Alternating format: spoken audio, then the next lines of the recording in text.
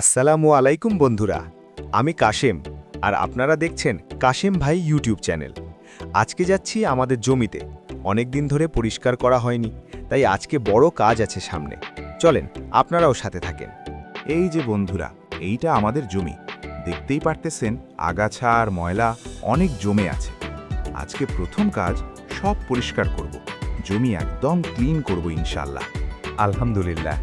দেখেন বন্ধুরা, এখন জমিটা একদম পরিষ্কার।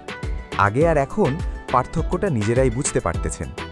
পরিষ্কার জমি মানেই ভালো ফলনের আশা। এখন আমরা জমিতে ওষুধ দিব, যাতে পোকামাকড় আর রোগ না লাগে। কাজ করতে হলে নিয়ম মেনে করতে হয়, তাহলে ফসলও ভালো হয়। এখন আমি আমাদের পাশের জমিটা পরিষ্কার করতে যাচ্ছি। আগের যে আগাছা আর ময়লা তুলছি, এইগুলো কিন্তু ফেলবো না। এই আগাছা আর ময়লা একপাশে রেখে দিচ্ছি। এগুলো পচে হবে জৈব সার। নিজের জমির জিনিস দিয়েই নিজের জমির উপকার, এটাই আসল কৃষকের বুদ্ধি। তো বন্ধুরা, আজকের মতো এই পর্যন্তই। ভিডিওটা ভালো লাগলে লাইক দিবেন, কমেন্ট করবেন আর অবশ্যই সাবস্ক্রাইব করবেন কাশেম ভাই চ্যানেল।